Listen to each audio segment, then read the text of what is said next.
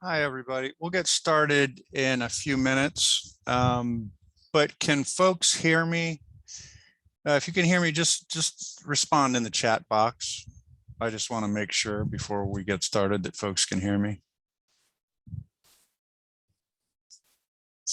Great. Thank you very much. Okay, great. Thank you. Like I said, we'll get started in a few minutes here. Thank you.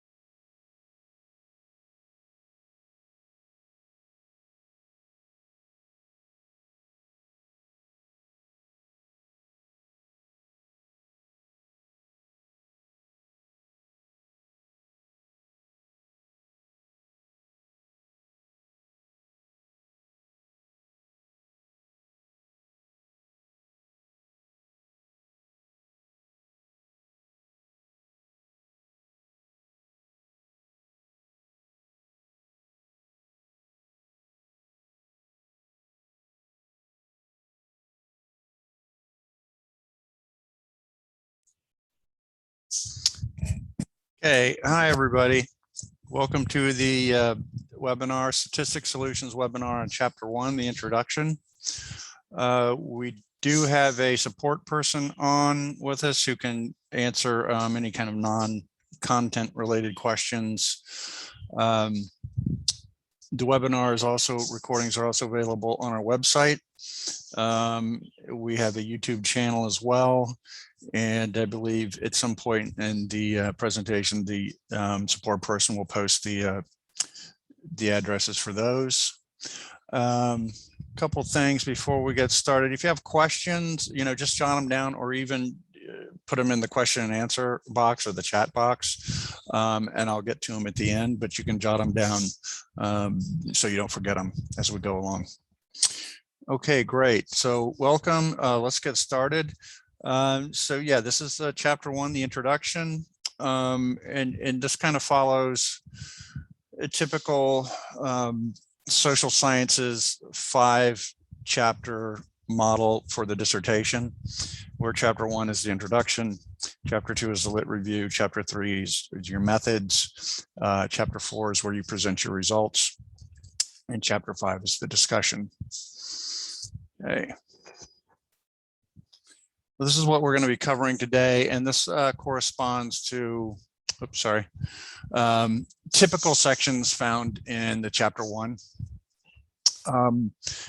You're going to hear me say this several times throughout the presentation, but always obtain your school's checklist or template or guidelines or rubric, whatever they have, for guidance for the chapters and for the dissertation. And the reason for that is obviously that, you know, you're going through your school and, you know, you want to adhere to their specific requirements. But sometimes, even though there's a lot of common features throughout schools and the requirements of the chapters, sometimes there will be differences. Sometimes the sections will be called something else, or the order might be switched. So always get your school's template, but having said that, this will act as a good general template. As like I said, for the most part, there's a lot of commonalities. Okay, so introduction, background, research problem, purpose, theoretical framework, definition, significance, other sections. These are some sections that some schools require, some schools don't. I've kind of smushed them together. We'll talk about those when we get there in the summary. Okay, so the introduction to the introduction. Let's just start off by just kind of characterizing really quickly the purpose of chapter 1, which is the introduction to the study. Your chapter 1 is like a blueprint. Think of your chapter 1 as a blueprint for your study, and it answers some pretty fundamental and kind of broad stroke questions, but which are, the chapter 1 is going to tell your reader what you're doing, your topic, why you're doing it, the research problem, and how you're going to do it, which is the methods. Now, some of these things you'll talk about in later chapters, like a little bit more, like the lit review, and especially the methodology chapter, which is going to, you know, it's going to focus really specifically on what you're doing, how you're going to conduct your study. But like I said, the chapter 1 is like a blueprint for these things. So the what, the why, and the how. It's going to introduce your reader to all these things. So the introduction to the chapter 1. So start with the, let me get to the right there. You know, describe the topic of your study, right? Is what you want to do. Usually things proceed from some kind of organizational problem or social problem. It could be low test scores in a certain level or in a certain district or in a certain subject. It can be attrition at a certain job. But usually there's some kind of issue, right? In education or in an organization or a social issue. So you want to start with that. That's going to be the, you know, the topic, the thing you're going to focus on. Use some kind of quote. It doesn't have to be, when I say quote, a source, doesn't have to be quoted verbatim, a source or statistics to get your readers' attention and to show them that, yeah, what you're talking about is a problem. You know, if it's declining test scores, you know, show the declining test scores, the statistics on the test scores that you're talking about. If it's, you know, special education teachers leaving the profession in like record numbers, I mean, have a statistic that shows that. You want that to be recent, right? Don't give us numbers from 15 years ago, because obviously numbers will be different. So recent, so some kind of recent source, recent statistics that shows the that the problem exists. And also introduce the research problem. So the research problem is a little different. You have a social problem or an organizational problem, and you have research that's been done on this problem, right? So the research problem is a little different. It's connected. It's what the research that you are going to be doing that's going to contribute to knowledge and practical information that's necessary to address the problem. So you want to introduce the research problem. Now this is just the introduction, so you're gonna get more into this as things develop. So, in broad strokes, kind of introduce what is the issue or the gap in the research, right? So a research problem can be a gap. It can be that we don't have research in a certain area. That's a kind of research problem. Or a research problem can be that we only have a certain kind of research on this topic or this problem, and we need a different kind. So mention the research problem or the gap. Talk a little bit about why your study is needed. State what is needed to address the research problem. This is what your study is going to be about. And at the end of the section, the reader should know what you're doing and why you're doing it. All right, if your reader still has questions at the end, you probably haven't covered everything.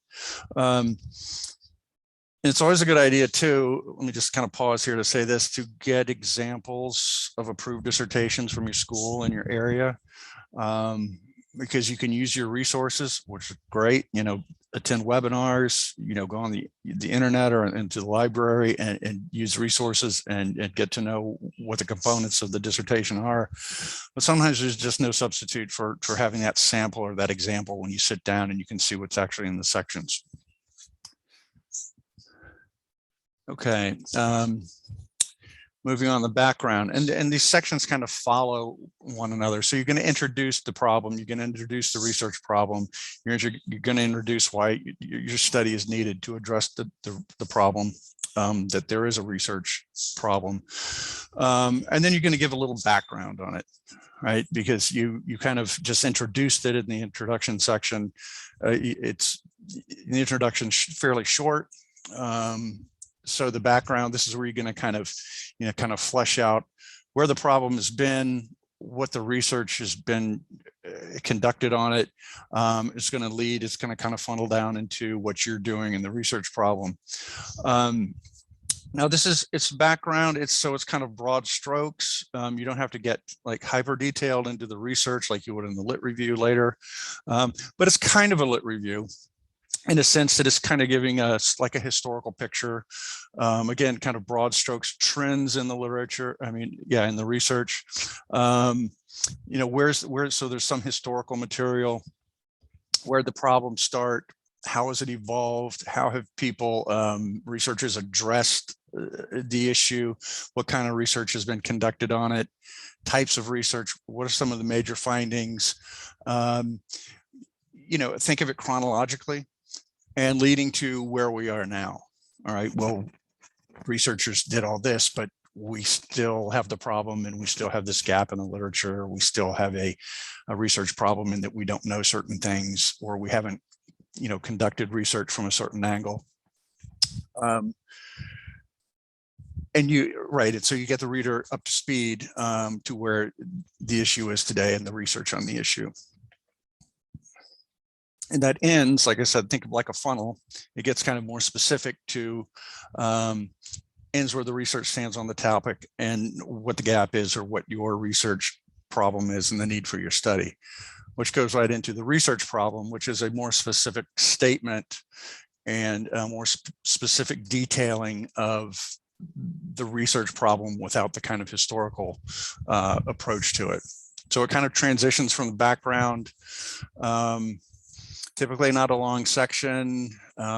Sometimes a solid paragraph will do, sometimes a couple paragraphs, a few paragraphs. Again, follow your school's template, see what other people have done in previous dissertations. Right, but it's a more targeted kind of overview of recent research on the topic, framing the need for your study. Okay, and you should specifically state the research problem. The research problem to be addressed in this study is, and specifically state that your study is designed to address the research problem. Somebody once used a metaphor for the research problem. I'm gonna share it with you and see if you find it helpful. Sometimes the research problem is a gap. It's not always a gap, but a gap is a kind of a research problem. Meaning that we have insufficient research on this topic or in this area. So there's a gap. Other types of research problems can be researchers have only approached this topic or predominantly approached this topic qualitatively. Now we need quantitative studies, or vice versa. Or we've only studied certain populations. We need to know if, what's going on in another population. So those are different kinds of research problems. But if it's a gap, sometimes people kind of struggle with that. They just say, well, no research has been done on it. That's all I need to say. Well, not quite. And it's kind of hard to describe a gap when, by definition, a gap is something that doesn't exist.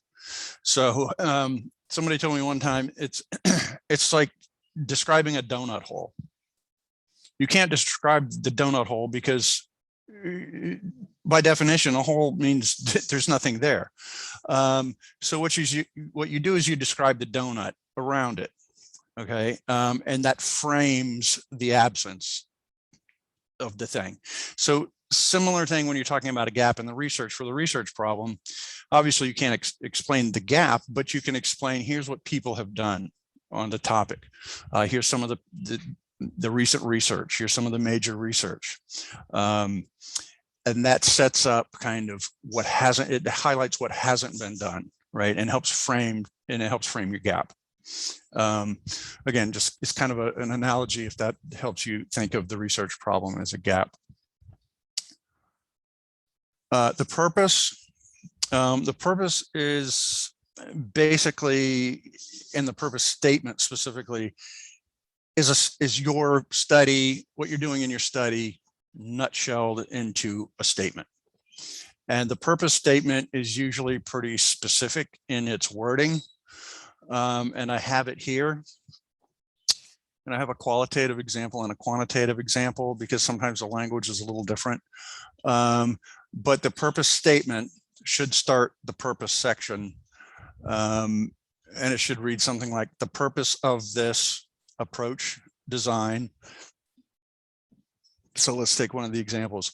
The purpose of this quantitative correlational study is to, the verb is not so important, examine, investigate. But typically with qualitative studies, explore is usually more important.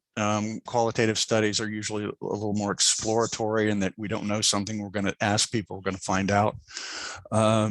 So something like examine or investigate for a quantitative study, explore for a qualitative study. And then you would have your specific concepts or your specific variables or your specific factors, what you're looking at in your specific sample or setting. So it would read something like, the purpose of this quantitative correlational study is to examine the relationship between transformational leadership and emotional intelligence in your sample. Let's just say it's elementary school teachers, in a local district or, whatever, where it happens to be. And that's your purpose statement. And that really kind of encapsulates what you're doing. The rest of the purpose section is not very long usually. It's usually probably about a paragraph. It may include specific information, a little more details about your variables or your factors, or sometimes even mention like the instruments that you're going to be using to measure your variables.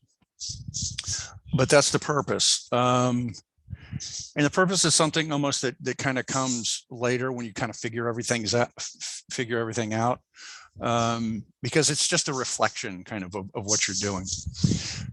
And as you go through chapter 1, you're going to hear you may hear your professors talk about alignment. This doesn't align.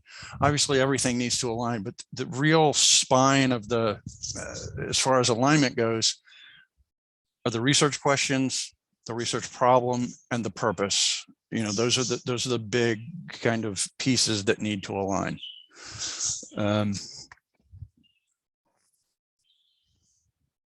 Okay. Next is usually the research questions themselves, where you state the research questions.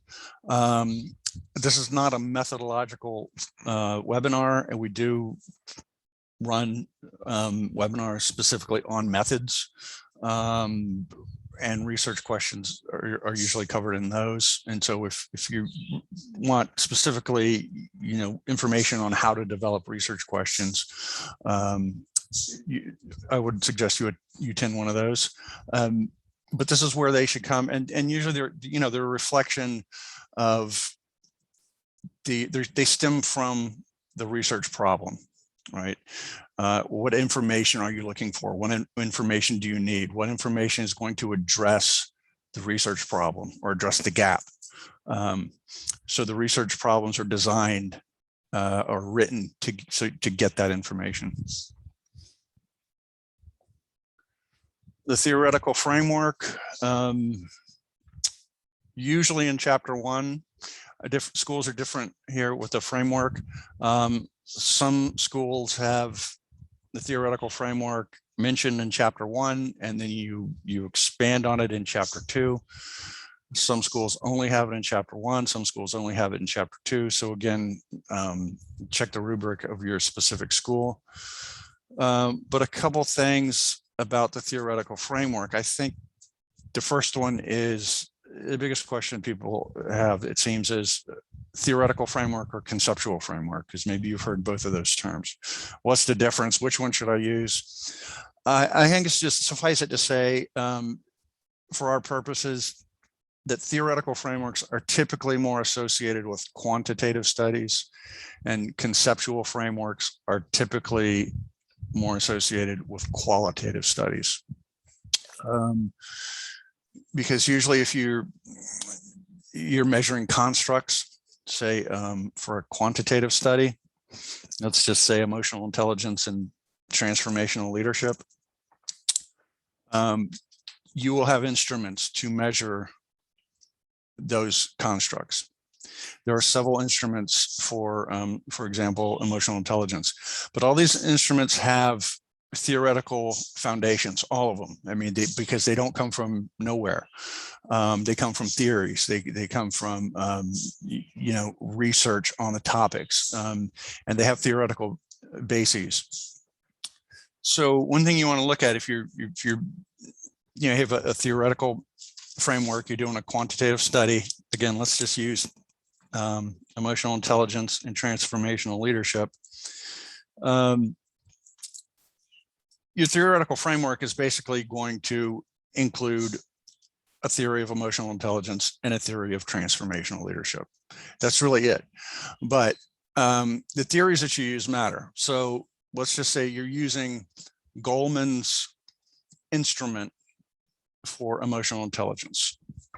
Well, then you don't want to use Smith's theory of emotional intelligence, right? You want to use Goleman's theory. So the instruments, like I said, all have theoretical foundations. Use the theory that's associated with the researcher who developed your instrument. You see how that needs to align? So you wouldn't use one researcher's instrument and use another researcher's theory for that construct. So that needs to align. And let's go back to our example. So for theoretical framework, quantitative, emotional intelligence, transformational leadership, you would use those two theories for your theoretical framework. You define the theory, you define any components of the theory, because usually they have components. You talk a little bit about who developed it, the theory, why they developed the theory, to explain what. And that's what theories do. Theories explain things. Why did this researcher develop the theory? What did they develop it to explain? You might talk a little bit about what researchers have used the theory for, and then how it connects to your study. Right? How it's going to help you get the information that you need. How is it going to help you explain what you're doing and the information once you get it? And that's kind of it for the theoretical framework. Sometimes professors will want you to bring in a study or two of people using the theory to show that, you know, people are still using it, it's still valid. But basically what I just talked about is kind of what you need for the theoretical framework. So let's go back to our example, emotional intelligence, transformational leadership. You don't need any other theories. That's all you need. I know I see people, they want to, you know, oh, now I'm going to put in transactional leadership and, you know, laissez-faire leadership. It's like, no, unless those are components of the leadership you're studying. But if they're not, leave them out. So your theoretical framework should be pretty streamlined, and it should be directly related to what you're doing. The fewer theories you can get away with, the better. And I don't mean get away with, but if you just need one, stick with one. If you need two, fine. You start getting more than that, unless you really need other theories. I mean, things start getting complex. Your reader starts asking, and your professor too, what does this theory have to do with your study?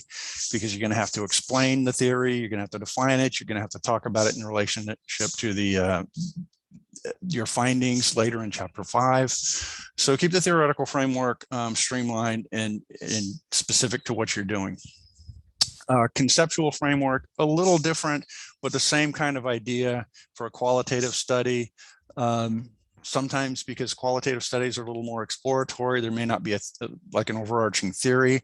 So you kind of have to work from some of the major concepts of what you're looking at and kind of put those concepts together, define them. Talk a little bit about how they relate to your study and what you're looking for. And the conceptual framework in a qualitative study too, it helps to guide your interview questions. Because when you ask your interview questions, you can't just kind of, or you draft them, you can't just kind of pull them out of anywhere. So your conceptual framework kind of gives you guidance for that, in the sense that you know, here's the concepts that I'm looking at. Here's how they're defined in the literature.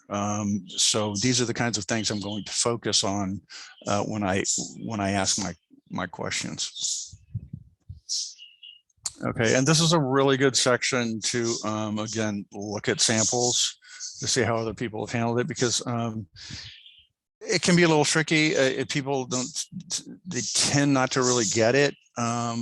But you know, once they kind of get into it and they see what other people have done, it seems to click for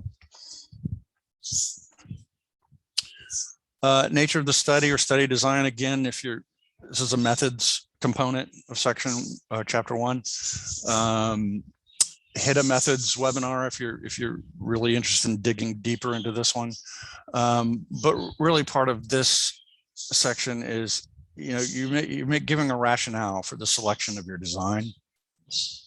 You know, why did you choose a correlational study over a quasi-experimental study? Why did you choose a phenomenological study over a generic qualitative study? Why did you choose a case study?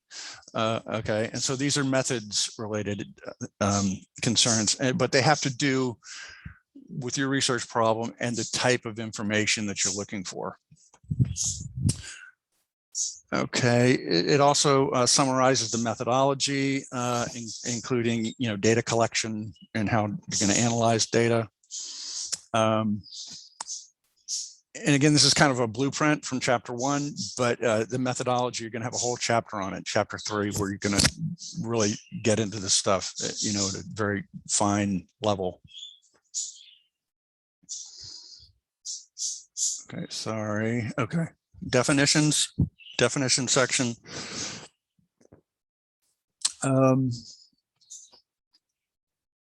This is where you basically define any specific terms in your study that are related to what you're doing. So it includes, and there's no surprises here. These will be your factors, your variables, your major concepts. Definitions should be in the form of sentences. They should be clear and succinct. That means clear and succinct, brief to the point. Don't confuse the definitions with discussions. Definitions are not discussions. Sometimes I see folks, say, well, Smith defines emotional intelligence this way, but Jones defines it this other way. And yet this other researcher says emotional intelligence is this. This is not a discussion. You can talk about that in the lit review. This is, how are you going to define emotional intelligence or whatever it is for your study? And it'll just start something like this. Emotional intelligence is, or refers to, and then you give the definition as you will be using it in your study. Usually definitions are one sentence, maybe two. There's really no reason to go on for more, I wouldn't think. But you get the point. They should be clear. They should be short. They should be directly related to how you're using this term in your study. They need to be supported with peer-reviewed sources. Absolutely no dictionary definitions, because again, these are not general definitions. These are definitions from the literature. Sources should be recent when possible. It's not so important in the definition section. Sometimes you can get away with, sources that are a little older, but generally throughout the dissertation, throughout chapter 1, especially chapter 2, especially when you're setting up the research problem, try to stick with recent research. Some schools require that you use research, only going back a certain time, 5 years, 7 years, 10 years. Some schools don't, but I think it's just a good, ideally, if you can, it's just good to use recent research, because you're doing a study in the present. And sometimes what happened 20 years ago, unless something's really foundational, it's really important still, something that happened 20 years ago is probably not relevant now. Maybe, issues have changed, or we've already got research that contradicts something that happened 20 years ago. So stay as recent as possible when you can. And for this section 2, you don't even really need any other content besides the definitions. I mean, sometimes you can start off with just of the section, a sentence that says these terms are defined for use in this study. That's it. Okay, significance. This is kind of like the who cares section, right? So,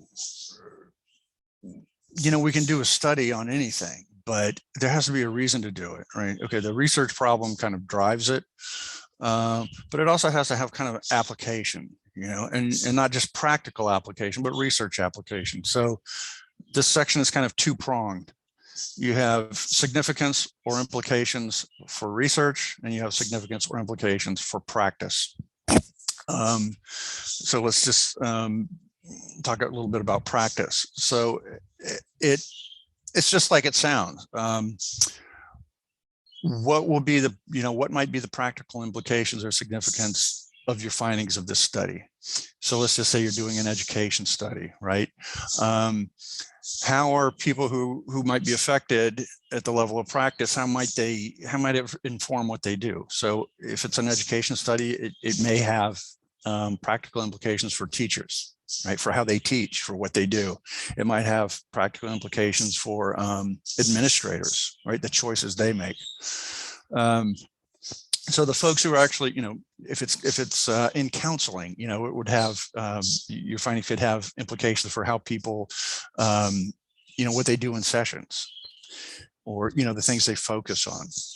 And of course, this is forward looking. You don't actually know, but you want to kind of put it out there because you're making a case for the importance of your study, right? So how might practitioners use what I'm going to find?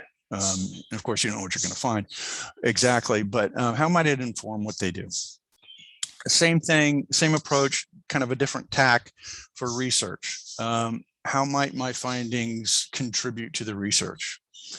How might they, which can include if it's something new, it's going to add new information about something. If it's, or it could add, a different understanding of the topic, right? It could make people look at things a different way or focus on a different area in research. So how might your findings inform practice? How might your findings inform research? What is the significance of your findings, perhaps at these levels? Okay, this is other sections. This is where I've kind of squished a few sections together here. Some schools have these, some schools don't. Again, take a look at your template. Limitations. This is a section that where again, it's forward looking. You discuss shortcomings or weaknesses that may happen, that you're kind of anticipating some things that might get in the way of your study that could affect your results. Typical limitations for like quantitative studies are like low sample size, because that lessens your statistical certainty. Maybe you might have trouble getting the population you want to survey, and you may have to use a proxy population. For qualitative studies, limitations, researcher bias is always a potential limitation. You're just too close to it. It's hard for you to kind of get objectivity on it. If that's the case, mention it. There's ways to mitigate researcher bias or prevent researcher bias. You'd have to kind of research that. So that's kind of what they're looking for in this section. Assumptions. Some schools require it, some schools don't. These are things that aspects of the study that you just have to assume. You just have to take them for granted because you don't have any control over them. And usually a big one for all studies is that participants, after you've assured them of their anonymity, after you've assured them of the confidentiality of their answers, you still have to assume that they're going to answer you honestly. Again, you have no control over how they answer, so you just have to assume that they're going to answer honestly. Okay, there's another section called scope. Sometimes it's called delimitations, or sometimes scope and delimitations. I don't know why they do that, because they're the same thing. And I prefer the term scope because delimitations has the term limitations in it, and it can get confusing. But the scope. So think of, I tell folks, if you watched a movie or these old cartoons where it shows somebody looking in a, field glasses or a telescope or something like that, or a scope on a gun. On the screen, you see the little circle with whatever's in it, and then the corners and everything else around it is black. You don't see that. That's the way you should think of this. This is a really kind of a clear statement of what the boundaries of your study, like what it's going to include, and sometimes what it's going to exclude, which sounds a lot like your purpose. But it's kind of important sometimes. Say you're doing an education study and you're just including teachers. So sometimes it's and especially teachers from a certain grade, or even just tutors. So you want to make sure that you make it clear. It's like who's going to be included in your study and who's going to be excluded. Right, I'm just including math teachers, not all teachers, that kind of thing. Again, it kind of sounds like your purpose, what you're focusing on, what you're not. And these little sections, again, are really helpful too. They're a little tricky. They're not difficult, but once you get the, the idea of what they're looking for, they're not a problem. But samples to see what other people have done will help. And then we're at the summary. And like all summaries, you just recap major points of the chapter. And it's always a good idea to remind the reader of your research problem, because again, that drives everything and why your study is needed. And if you want, you can end by transitioning to the next chapter. And beware of what I call the fake summary. I don't know what happens, but sometimes I see folks, they get to the summary and it's suddenly they've forgotten everything about writing. They'll just kind of list, here's what I did.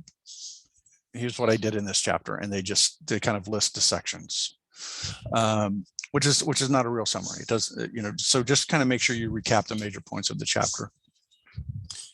And that is it. This is who we are, what we do, our contact information, and basically we're a dissertation editing and consultation business that includes help with statistics. Yeah, so if you're interested, you can make an appointment for a consult and talk to somebody, obviously no obligation, just to get more information about what we do and see if that's right for you. Okay, now, if anybody has any questions, please, I'll give you a few minutes, type them into the chat box or the question and answer box, and then we can go from there. Anybody want me to go back to anything? Have explained anything? Everybody's good on the chapter 1?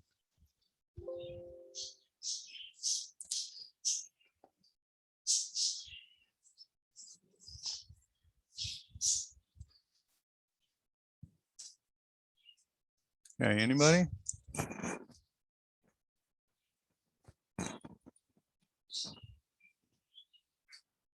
The recording be uploaded. Yeah, the recording, maybe we don't have a support person on. Check our website. They're all cataloged and archived on the website. And that also should give you information too about our YouTube channel. Okay, let's see. Let me see. I got a couple here, a couple questions. If your theoretical framework has multiple iterations, do you mention them all? I'm not, if you can, I'm not sure what you mean by iterations. So I'm going to answer this other question if you want to kind of clarify that for me. Let's see. I have another question here. Do you need to have a definition section? Yes, typically yes, because you're going to be studying variables, factors, major concepts. And it's like, you ever heard of, like in an argument, defining your terms. You have to define your terms. You have to define these things specifically as you're going to measure them, specifically as you're going to study them. So yes, typically definition sections are needed. But again, it's follow your school's template. If they don't require it, then you're good. But again, it's a thing about defining, what it is you're looking at specifically and defining your terms. Amanda, did you, I'm not sure what you meant. Let's see. Theoretical framework has evolved over decades. Yeah, I'm still not getting, because your theoretical framework is going to be specific to your study. I don't know if that helps you. But do you mean the theory itself, the theory that you're using for the framework?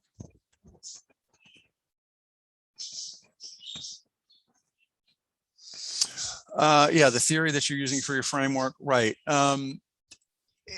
Again, just use the one that's associated typically with the instrument that you're using. So again, if it's emotional intelligence and you're using Goleman's instrument, use Goleman's theory of emotional intelligence. And yeah, how much do you need to give? I mean, yeah, you're right. People write books on theories, right? I get what you're saying. But again, it's think about what you're doing, think about your studies, think about what's necessary, just probably a clear and concise definition of the theory, and a little discussion about, you know, how it connects to your study, how it's going to, you know, help explain what you're doing. So no, it's not a, how far back do you go? How much do you include? Yeah, it's not a kind of a comprehensive discussion of the theory. It's really a definition of the theory, and it's really kind of a specific connecting of it to your study. I don't know if that helps.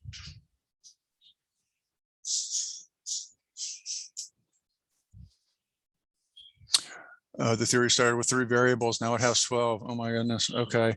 Yeah, and here's the thing about theories too. If they have components, say a theory has 12 components, but you're only studying 3 of those components, you don't need to cover all 12. You just cover the ones that you're studying. I don't know if that helps you either too.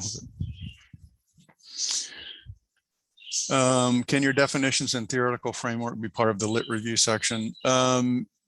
Yeah, sometimes the theoretical framework is part of the lit review section. Sometimes, like I said, at some schools, they'll have a theoretical framework section in chapter 1 where you kind of introduce it, and the theoretical framework section in chapter 2 where you expand on it. So yeah, the theoretical framework can be part of the lit review. As far as definitions, I typically see definitions in the introduction, but again, different schools are different. If they want them in the lit review, put them in the lit review. So again, I mean, and if your school doesn't have a template, I mean, I would ask your chair or ask if they could provide you with a sample from your school. Okay. Let's see, if you have a raised hand, let's just kind of go ahead and Mary Beth, just if you don't mind, can you type it into the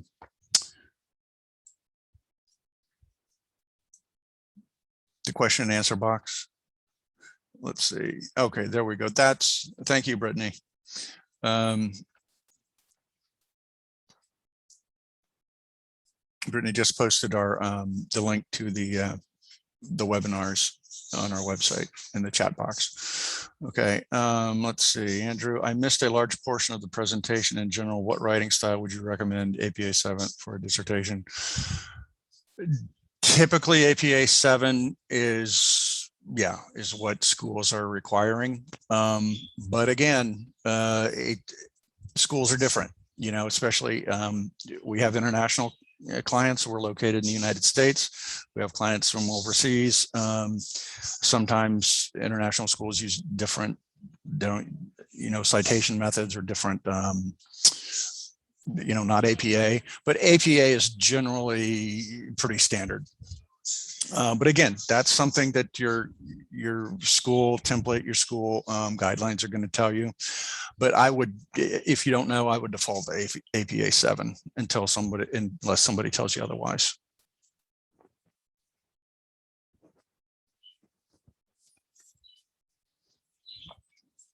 Okay, anything else? Anybody have anything else?